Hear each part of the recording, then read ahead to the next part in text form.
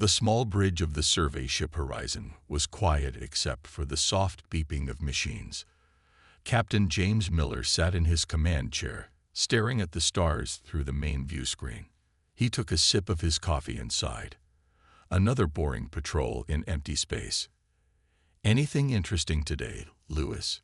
he asked the sensor officer. Officer Lewis shook his head. "Nothing, Captain. Just rocks and dust." Miller nodded. After 15 years in space exploration, he knew most days were like this. Quiet, empty. But sometimes, in the vast darkness between stars, you found something that changed everything. Today was one of those days. "Captain," Lewis suddenly called out, "I'm picking up something strange at coordinates 227 to 849. Miller put down his coffee. "Define strange, officer." "It's big. Metal. Definitely not a natural object." Lewis looked up from his screen, eyes wide. "And sir, it looks like a ship. A human ship." Miller frowned. "That's impossible. We're at the edge of charted space. Check fleet records for any missing vessels." Lieutenant Emily Reed, who had been quietly working at the weapons station, spoke up. "No ships reported missing in this sector, Captain. Not now or ever."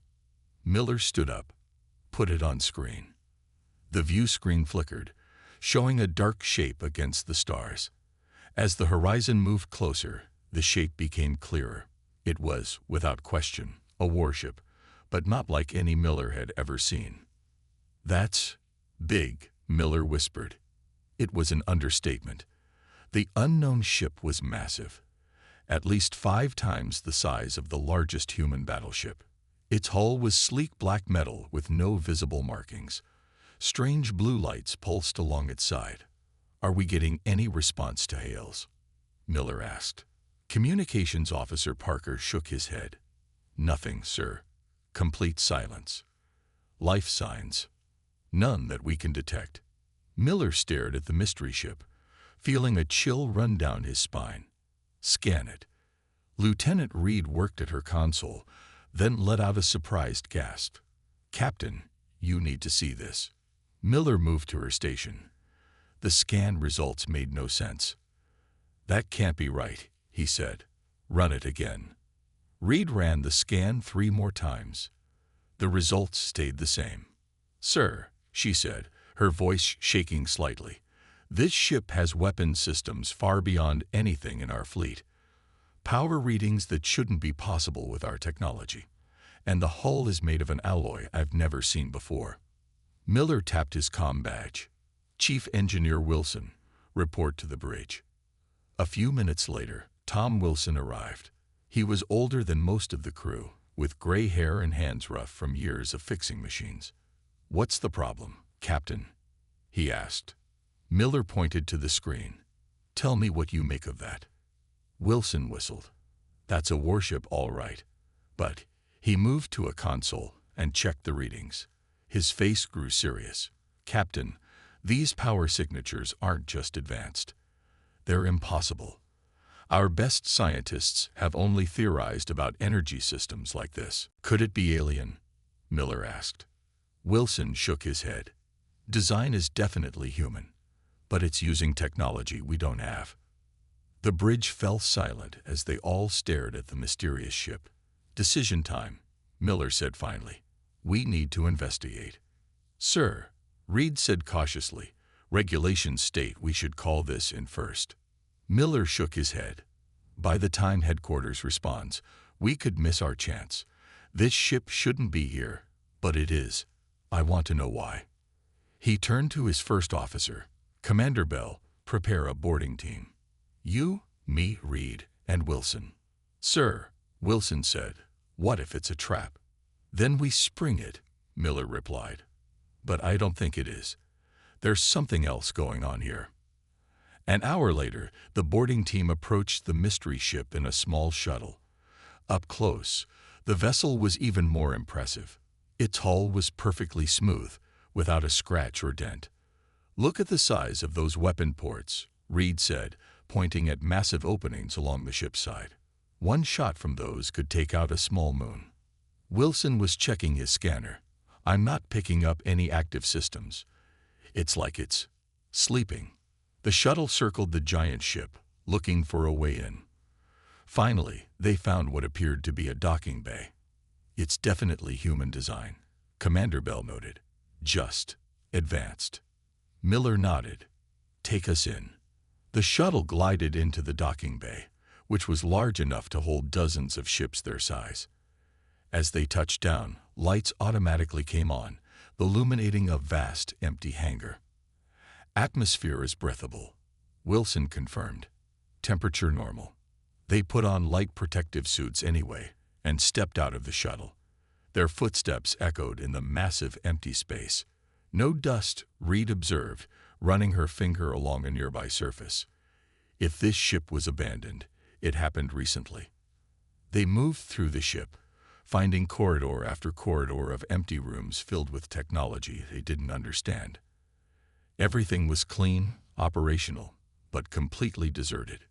It's like the crew just vanished, Bell said. Finally, they reached what appeared to be the bridge, far larger and more advanced than anything they'd ever seen.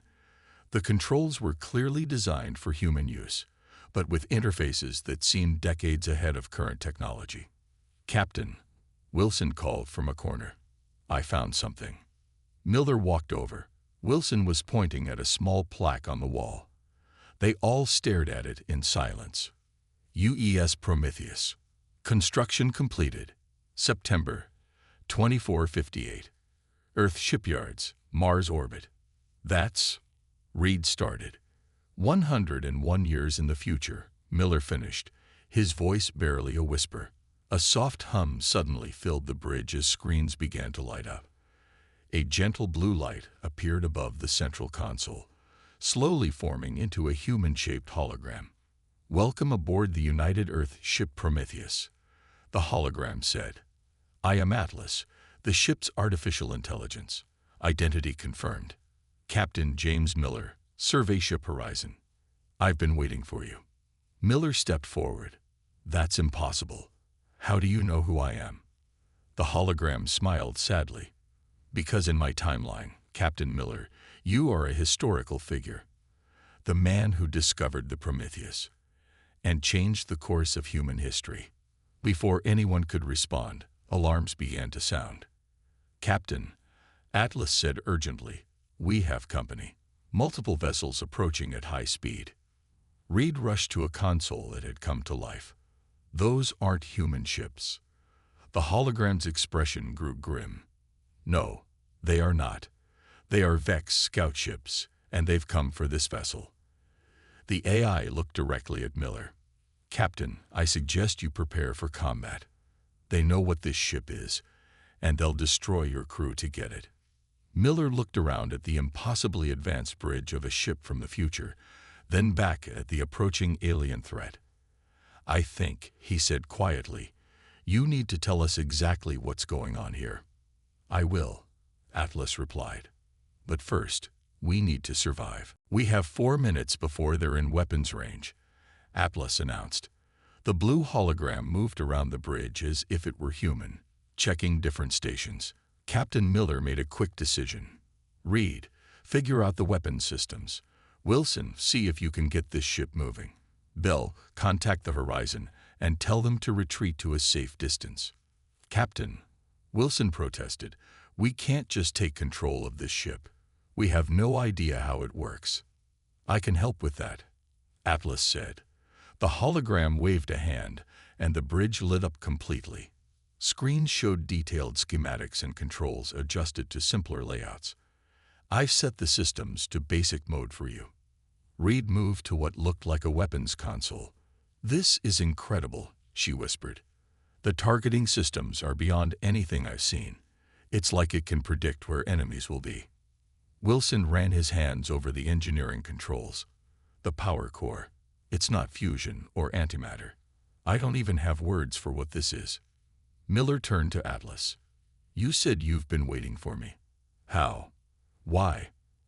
The AI's expression turned solemn. The Prometheus was sent back through time on purpose, Captain. I was programmed to find you specifically. That's impossible, Miller said. Time travel isn't. Time travel was theoretical in your time, Atlas interrupted. In 2458, it became possible. Extremely difficult and dangerous, but possible. A loud beep interrupted them. Belle looked up from her console. The alien ships are accelerating. We have less time than we thought. Miller faced Atlas. Why were you sent back? What's so important? Humanity loses the war, Atlas said simply. The eye waved a hand, and a holographic display appeared, showing Earth burning. In my time, the Vex Coalition has nearly wiped out humanity. The Prometheus was our last hope. The bridge fell silent. The Vex? Reed finally asked. Those ships out there? Atlas nodded. Yes, they are scouts now, but in my timeline, they become the most powerful enemy humans ever faced. The war begins in 12 years from your present. Miller's mind raced. And this ship was sent back to change that. To give us advanced weapons. Not exactly. Atlas began, but was cut off by another alarm. They're charging weapons. Reed called out. Captain. Atlas said urgently, I need authorization to activate defense systems. Your voice print is already in my database. Miller hesitated only briefly. Activate defenses. Non-lethal response if possible. Acknowledged. The ship hummed to life around them. On the screens, they could see energy shields forming around the Prometheus. What about the horizon? Miller asked. I've extended our shields to cover your ship, Atlas said. But they won't last long against a coordinated attack. A flash of light hit the shields, making the bridge shudder slightly. Warning shot, Reed said. They're trying to scare us. A voice suddenly came through the communication system, speaking in a harsh, clicking language. They're demanding we surrender the vessel, Atlas translated. They say it does not belong in this time.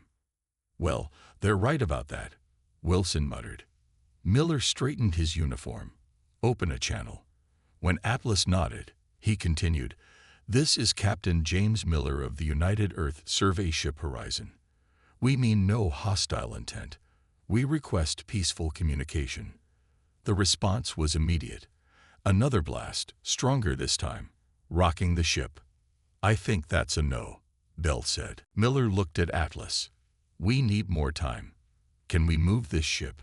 Yes, but there's something you should know first. The eye replied. Commander Alex Taylor is still on board. Who? Miller asked, confused. Before Atlas could answer, a side door to the bridge slid open. A man in a black uniform stepped through, pointing a weapon unlike anything Miller had seen before. He was tall, with short gray hair and a stern face that had seen too many battles. Don't move, the man ordered. Captain Miller, I presume. Miller nodded slowly. And you are? Commander Alex Taylor, United Earth Military, Special Temporal Division. He lowered his weapon slightly. And I'm from the same time as this ship. Reed moved toward her weapon. But Taylor raised his gun again. I wouldn't. This can stun everyone on this bridge with one shot. He's telling the truth, Atlas confirmed. Commander Taylor was placed in stasis for the journey. Miller studied the man from the future. You're here to help us stop the war. Taylor gave a bitter laugh. Help you? No. I'm here to make sure you don't make things worse. He gestured around. This ship, this technology, it's too advanced for your time. If it falls into the wrong hands. Another blast hit the shields, stronger than before. The Vex ships are coordinating their attack, Atlas warned. Shields at 82%. Taylor cursed. They weren't supposed to find us this quickly. He turned to Miller. Look, we don't have time for a full explanation. The short version is, in my timeline, humanity finds advanced alien technology and weaponizes it. The Vex see this as a threat and attack first. The war destroys both our civilizations, and this ship was sent back to prevent that, Miller asked. Yes, Taylor confirmed, "but not by giving you advanced weapons. That would just start the war sooner." Another hit rocked the bridge. "Shields at 63%, Atlas reported. "They've called for reinforcements." Miller made a decision. "We need to move. Atlas, can you pilot this ship away from here? Away from my crew on the horizon?" "Yes, Captain." Taylor stepped forward. "You can't just take this ship."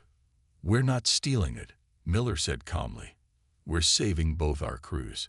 Once we're safe, you can tell us the full story, and we'll decide what to do together."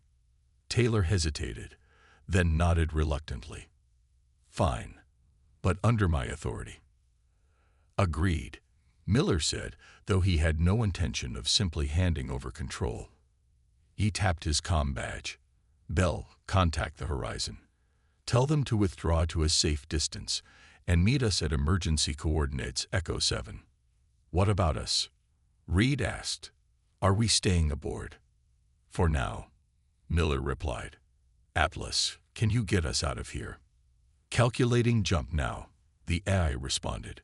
"But Captain, there's something else you should know. The longer this ship exists in your timeline, the more unstable reality becomes." "Meaning what exactly?" Wilson asked, frowning. "Meaning," Taylor cut in, "that this ship is like a splinter in the timeline. The universe will try to reject it, violently." The ship shuddered as another blast hit the shields. "Shields at 47%. Atlas reported. Jump coordinates locked. Ready on your command." Miller looked at Taylor, then at his crew, and finally at the alien ships on the screen, firing relentlessly at them. "Jump," he ordered. The massive ship hummed deeply.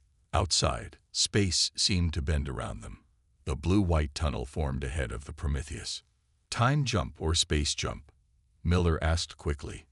"Just space," Taylor said. "Time jumps require specific calculations. We can only do that once more, to return." The Prometheus lunged forward into the swirling blue tunnel. The alien ships grew smaller behind them. As they accelerated away, Miller turned to Taylor. "Now, Commander, I think it's time you told us exactly what we're dealing with here." Taylor nodded grimly. "You might want to sit down, Captain. The future isn't what you think it is, and neither is this ship." The blue-white tunnel of space faded away, and the Prometheus emerged in a quiet part of space near the edge of human territory. Captain Miller stood on the bridge, watching as Commander Taylor paced back and forth. "We should be safe here, for now," Atlas announced. The AI's hologram appeared more solid now, as if gaining strength. "I've masked our energy signature." "Good," Taylor said. "The Vex have excellent tracking technology." Miller crossed his arms. "You promised explanations, Commander." Taylor stopped pacing and sighed. "In my time, 2458, humanity is nearly extinct. The Vex Coalition wiped out most of Earth's colonies and damaged Earth itself beyond repair." "How did the war start?" Reed asked. She had been quietly analyzing the ship's weapons systems, clearly impressed by what she found. "It started here," now Taylor said, "with first contact." He looked at Atlas. "Show them." Atlas waved a hand, and a holographic display appeared in the center of the bridge. It showed a meeting between humans and strange, tall aliens with 4 arms and silver skin. "This is from historical records," Atlas explained. "The first official meeting between humans and the Vex, scheduled to happen 3 months from now in your timeline." "I've never heard of any planned first contact," Miller said. "It's classified," Taylor replied. "Only top military and government officials know about it now. But it happens, and it goes badly." The hologram showed the meeting erupting into violence, with weapons drawn on both sides. "What happened?" Wilson asked. "Misunderstanding," Taylor said bitterly. "Both sides were afraid. Both sides brought weapons. Someone fired first. History never agreed on who. And that was that. The beginning of tensions that grew into war." "But that doesn't explain this ship," Miller said. "Why send back a warship if you're trying to prevent war?" Taylor and Atlas exchanged looks. The Prometheus wasn't supposed to be found by anyone, Taylor finally said. It was meant to observe and intervene only if absolutely necessary. I was the only human crew member kept in stasis as a failsafe. Intervene how? Reed asked suspiciously. Before Taylor could answer, a communication alert sounded. It's the horizon, Atlas reported. Put them through, Miller ordered. The view screen showed the bridge of Miller's ship. First Officer Bell was there, looking worried. Captain, are you all right? She asked. We're fine, Commander, Miller assured her. What's your status? We've retreated to Echo 7 as ordered, but Bell hesitated. Sir, we're being followed. A human military vessel. Miller frowned. Military. Out here. Yes, sir. It's the UES Defender. Admiral Hayes is demanding to speak with you. Taylor stiffened. Hayes. William Hayes. You know him? Miller asked. He becomes Supreme Commander of Earth Forces in the war, Taylor said quietly. And he's not known for diplomacy. Miller turned back to the screen. Put the Admiral through, Bell. The screen changed to show an older man with a stern face and hard eyes. Admiral William Hayes wore a decorated uniform and a permanent frown. Captain Miller, Hayes said coldly, would you care to explain why you've taken control of an unknown vessel without authorization? Miller kept his voice calm. Admiral, the situation is complicated. We've discovered something unusual. I can see that, Hayes snapped. Our long-range scans show technology readings off the charts. You will rendezvous with the Defender immediately and prepare to be boarded. Miller saw Taylor shaking his head frantically behind the view screen. Admiral, Miller said carefully, I need to brief you on some sensitive information first. Hayes' eyes narrowed. You have 1 hour, Captain. Then I'm sending in my troops. Hayes out. The screen went dark. We can't let the military get this ship, Taylor said urgently. Not Hayes. He'll use it exactly as it was used in my timeline. To build weapons that frightened the Vex into attacking. But he's a fleet admiral, Reed pointed out. We can't just ignore his orders. Miller thought for a moment. Atlas, can we contact Earth directly? Someone in the diplomatic corps. Yes, the eye replied. But it will reveal our position. Do it, Miller decided. We need someone who can understand what's at stake here. A few minutes later, they were connected to Representative Marcus Green of the Earth Diplomatic Corps. Green was younger than Hayes, with a thoughtful face and calm demeanor. Captain Miller, Green said after hearing a brief explanation. This is quite extraordinary. You're saying this ship is from the future? Yes, sir, Miller replied. And according to its records, we're about to make a serious mistake in our first contact with an alien species called the Vex. Green looked troubled. There is a planned first contact coming up, but that information is classified. How do you know about it? The same way I know it fails, Miller said. From future records. Before Green could respond, alarms blared throughout the ship. Multiple ships approaching, Atlas announced. Vex signatures.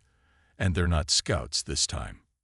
The view screen showed 5 large silver ships, far more intimidating than the scouts they had encountered earlier. They found us, Taylor said grimly. How? Wilson asked. The communication to Earth. Atlas explained. They must have been monitoring. Green was still on a separate screen, looking alarmed. Captain, what's happening? The Vex have found us, Miller told him. Sir, I need you to understand. These could be the same aliens we're planning to meet. If we handle this wrong, we could start the very war we're trying to prevent. The Vex ships surrounded them, keeping their distance but clearly in attack positions. They're hailing us, Atlas reported. Put them through, Miller ordered. The screen showed a Vex commander, tall, silver-skinned, with 4 arms and eyes that seemed to glow from within. Humans, the alien said in perfect English. You possess technology that does not belong in this time. Surrender the temporal vessel immediately. Green gasped.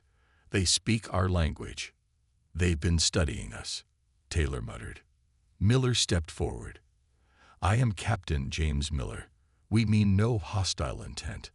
This ship came into our possession by accident. The Vex commander's eyes narrowed. That ship contains weapons that will be used against our people. We have seen this future. It cannot be allowed to exist. We don't want war, Miller insisted. We want peace between our species.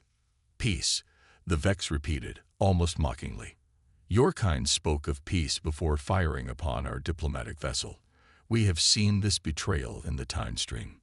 Miller looked at Taylor in confusion. He's talking about the first contact incident, Taylor whispered. From their perspective, we attacked them without provocation. Miller turned back to the screen. Please, there's been a misunderstanding. That hasn't happened yet. We can prevent it. You have one of your time units, 1 hour, to surrender the vessel, the Vex commander stated. After that, we will take it by force. The screen went dark. Well, Miller said to the silent bridge. Now we have 2 countdowns. Hayes wants the ship in an hour, and so do the Vex. Green's face was pale on his screen. Captain, I need to report this to the Council immediately. Do that, Miller agreed. But please, make them understand. This isn't about military advantage. It's about preventing a war that destroys both our civilizations. After Green signed off, Miller turned to his crew and Taylor. Ideas? He asked. We have less than an hour to prevent 2 species from starting a war that ends with both nearly extinct. Taylor looked at the weapons console, then back at Miller with a grim expression. There is one option, he said quietly, but you're not going to like it. What's your idea? Miller asked, looking at Taylor with concern. Taylor walked to a console and pressed several buttons. A hidden panel opened in the wall, revealing a glowing blue cylinder. This is the temporal core, he explained. It's what allowed the Prometheus to travel back in time. It's also the most dangerous technology on this ship. Wilson moved closer, his engineer's curiosity obvious. How does it work? It bends reality, Taylor said simply. Creates a bubble outside normal space-time. In theory, we could use it to jump forward to my time, or backward even further. How does that help us now? Reed asked. Taylor's expression turned grim. We could activate it at a low level, create a small demonstration of temporal distortion, show both Hayes and the Vex what this technology can really do. Scare them, Miller understood. Yes, show them that this technology is too dangerous for anyone to control. Atlas's hologram flickered with what looked like concern. Commander Taylor, I must warn you. Any use of the temporal core will increase timeline instability. My calculations show we are already causing significant distortions. What does that mean exactly? Miller asked. It means, Taylor explained, that the longer this ship exists in this time period, the more unstable reality becomes. Small changes at first, people remembering events differently, minor shifts in technology. Eventually, larger disruptions. Miller paced across the bridge. So we're damaging the timeline just by being here. Yes, Atlas confirmed. I'm detecting temporal ripples already spreading outward from this ship. The communication alert sounded again. It's Admiral Hayes, Atlas reported. Miller nodded. Put him through. Hayes appeared on screen, looking even angrier than before. Miller, I've just been contacted by Representative Green with a fantastical story about time travel and future wars. Have you lost your mind? Sir, I know how it sounds, but... You have 30 minutes left before I send in my troops, Hayes interrupted. And I've called in additional ships. Whatever technology you found belongs to Earth Command. As Hayes's image disappeared, another alert sounded. The Vex are hailing us again, Atlas said. The alien commander appeared. We have detected energy fluctuations consistent with temporal technology becoming active. This is unacceptable. You now have 30 minutes to surrender the vessel. When the screen went dark, Miller turned to Taylor. Both sides just cut our time in half. They're afraid, Taylor said.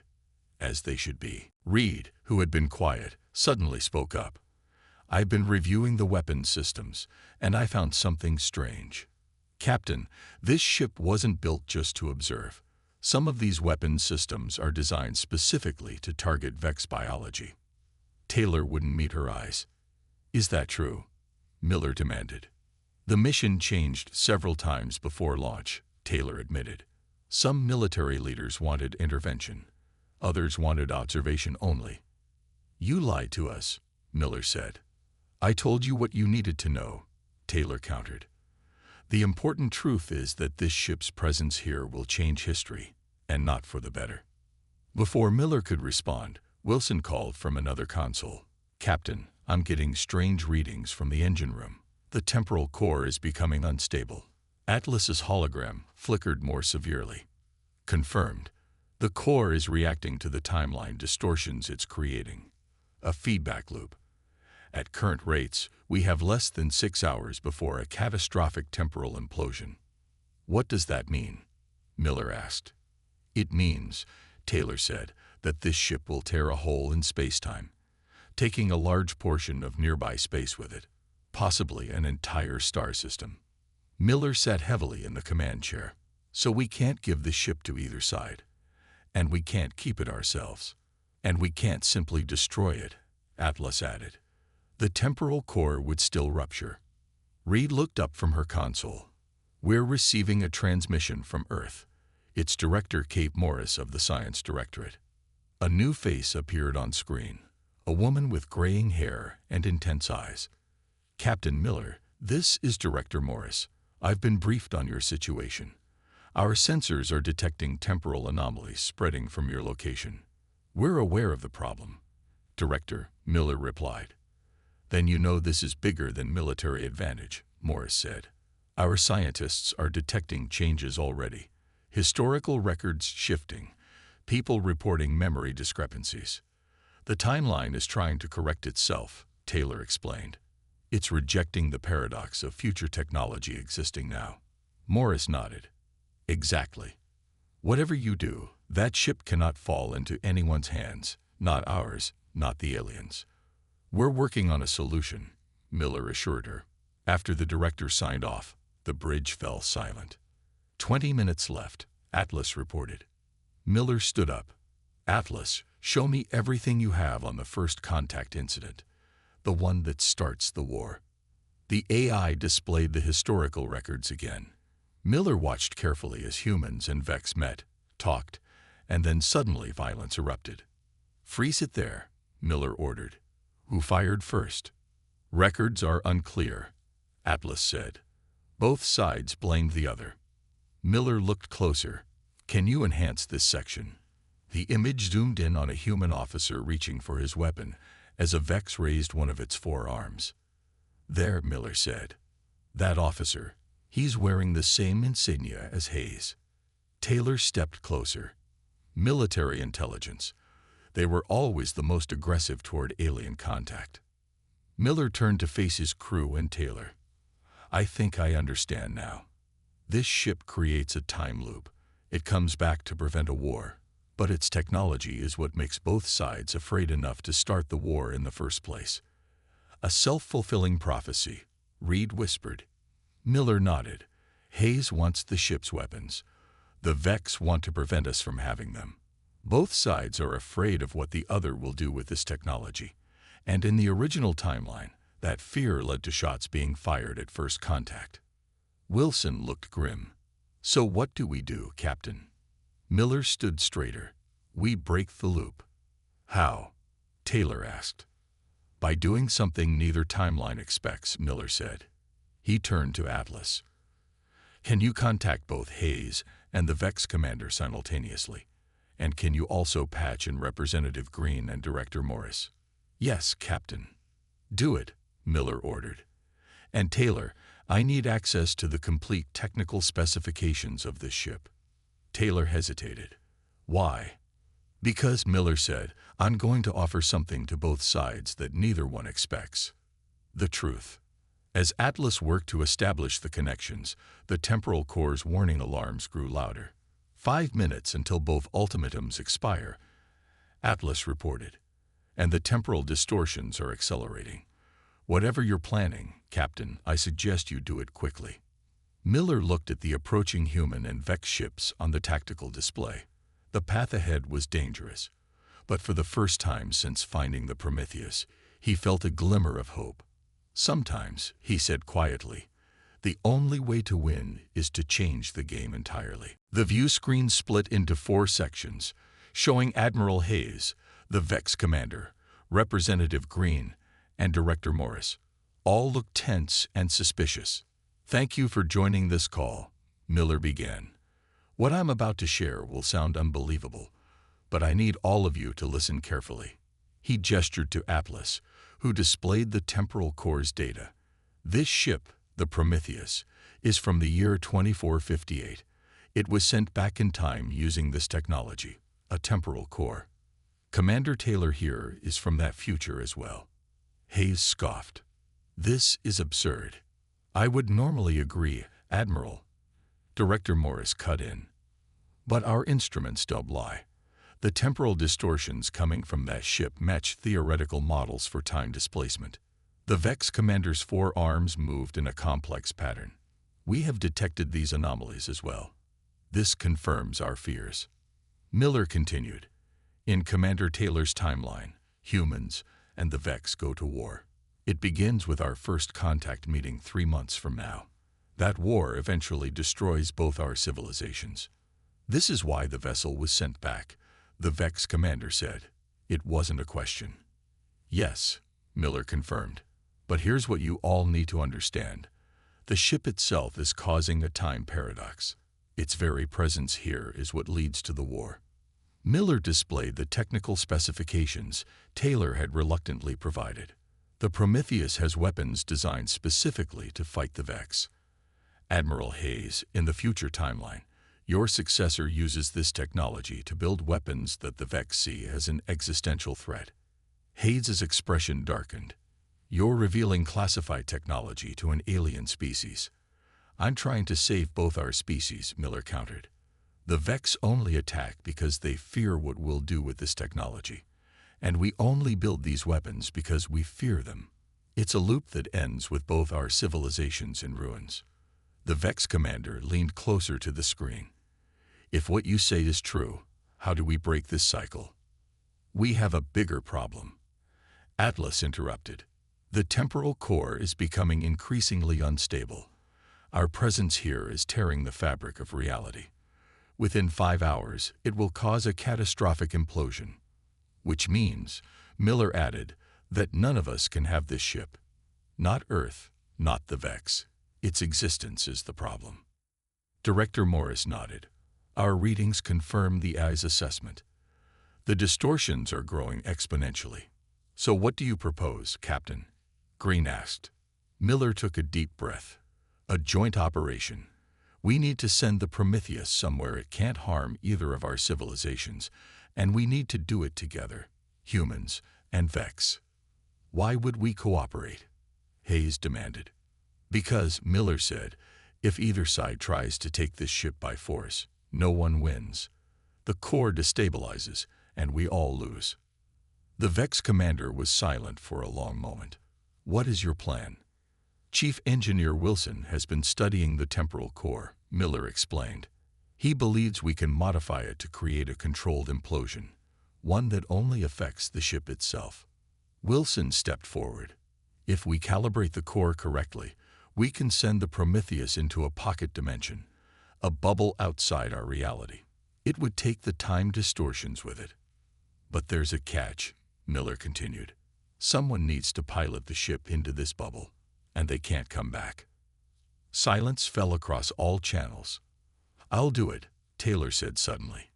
It's my mission, my responsibility. Miller shook his head. No, you need to return to help with the first contact meeting. Your knowledge of both timelines will be crucial. Then who? Reed asked, though her face showed she already knew the answer. Miller turned to face the screens again. Me. I'll pilot the ship, Captain, no, Wilson protested. The Vex commander's eyes narrowed. How do we know this isn't a deception? That you won't use this ship against us once we withdraw? Because I'm offering complete transparency, Miller replied. I want observers from both sides to verify what we're doing. Representative Green and a Vex representative can come aboard to witness everything. And as a show of good faith, he continued, we'll share some of the non-military technology from this ship with both sides equally. Medical advances, clean energy, things that benefit everyone without threatening anyone. Green looked thoughtful. A technology exchange is the foundation for peaceful relations. The Vex commander made a sound that might have been a sigh. Our scientists have detected the temporal anomalies growing stronger. I believe you speak truth, human. We will send an observer. Even Hayes seemed to be reconsidering. I don't like this, Miller, but Director Morris is telling me the same thing about these time distortions. We'll cooperate, for now. As the calls ended, Miller turned to his crew. Wilson, start the modifications. Reed, prepare the technology packages for both sides. We have 4 hours to save 2 civilizations. 3 hours later, the Prometheus floated in deep space, flanked by both human and Vex vessels keeping a safe distance. Inside, final preparations were underway. Green and a Vex observer named Trell had verified Wilson's modifications to the temporal core. Now, Miller sat alone on the bridge while the others prepared to leave. The shuttle is ready, Captain, Reed reported, her voice tight with emotion. Everyone is aboard except you. Good, Miller said. Is the autopilot set for after I initiate the sequence? Yes, sir. You'll have 10 minutes to reach the escape pod. Miller nodded, though both knew he had no intention of using it. The temporal bubble would be unstable. Anyone inside would face an uncertain fate at best. It's been an honor, Lieutenant, he said simply. Reed saluted, eyes glistening. Likewise, Captain. She hesitated, then left for the shuttle. Once alone, Miller turned to Atlas. Will this work? The eye's hologram appeared beside him. Yes, Captain. The Prometheus will be removed from this timeline, taking its distortions with it. And the other timeline. The war, will it be prevented? That depends on what happens next, Atlas said. But you've given both sides a chance they didn't have before. Miller nodded and activated the comm system one last time. This is Captain Miller to all vessels. The procedure will begin in 5 minutes. Please maintain safe distance. He watched as the shuttle departed, carrying his crew, Taylor, Green, and the Vex observer. Then he began the sequence Wilson had prepared. The temporal core hummed to life, filling the bridge with blue light. Core at 70% power, Atlas reported. Timeline separation beginning. Outside, space itself seemed to ripple around the ship. Core at 90%. Captain, you should move to the escape pod now. Miller stayed in his seat. You know I can't do that, Atlas. The pod might not separate cleanly from the temporal bubble. I won't risk others getting pulled in. Atlas nodded, understanding. It has been an honor to serve with you, Captain Miller. Will I die? Miller asked quietly. Unknown. Atlas replied honestly. The temporal bubble exists outside normal spacetime. You may experience something else entirely. The ship trembled as reality began to bend around it. Core at maximum. Temporal bubble forming. Miller took one last look at the view screen, where he could see the human and Vex ships watching from a distance. Between them, the small shuttle carrying his crew. Sometimes the bravest thing isn't fighting, he said softly. It's knowing when not to fight. The blue light engulfed the bridge entirely. Miller felt a strange sensation, as if he were both falling and floating at the same time. Goodbye, Atlas, he whispered as the ship, and reality itself, faded around him. 3 months later, humans and Vex met officially for the first time. Representative Green led the human delegation. Commander Taylor stood beside him, a living testament to a future they were working to prevent. The technology shared from the Prometheus had given both sides reason to trust. Not weapons, but medicine, energy, and knowledge. As the meeting concluded successfully, Green looked up at the stars. To Captain Miller, he said, raising a glass in the Earth tradition of a toast. The Vex leader, learning the custom, raised its drinking vessel as well. To the human who changed time.